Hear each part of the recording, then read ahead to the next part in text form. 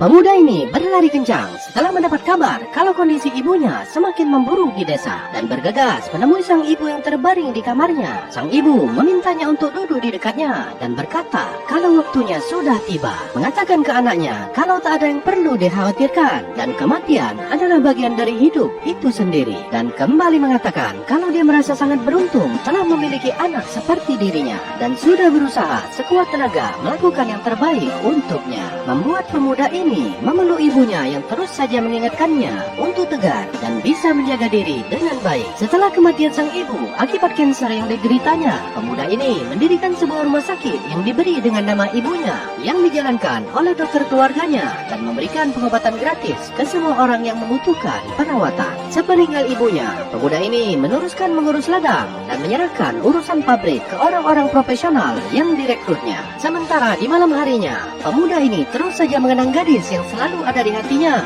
dan merindukan kehadirannya setelah bertahun-tahun lamanya berpisah. Membayangkan gadis ini datang dan menghilang bersama khayalannya. Hingga keesokan harinya, pemuda ini kembali berhalusinasi melihat si gadis berjalan menuju ke arahnya. Namun setelah dilihatnya kembali, rupanya dia tidak sedang bermimpi. Lalu segera berlari menghampirinya dan tak percaya dengan apa yang dilihatnya. Lalu gadis ini mendatangi dan memeluknya. Sekembalinya si gadis, pemuda ini menceritakan semua kepadanya tentang apa yang telah terjadi hingga keberhasilannya membangun bisnis dan memintanya untuk tak perlu lagi khawatir mengenai uang dan materi. Namun gadis ini tetap saja dia membisu hingga dia melihat seorang pembantunya yang sedang mabuk dan memukuli istrinya. Gadis ini menjadi marah dan mulai memukul, membalas perlakuannya hingga sampai pemuda ini menghentikannya dan menangis di pelukannya. Dan pada suatu hari, akhirnya si gadis kembali tersenyum dan mulai ceria, menjalani hari-hari bersamanya dengan tawa dan canda,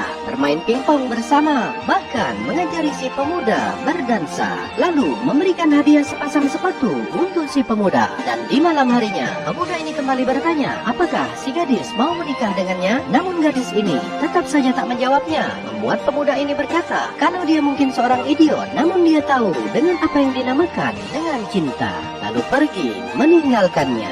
Kita lanjut next.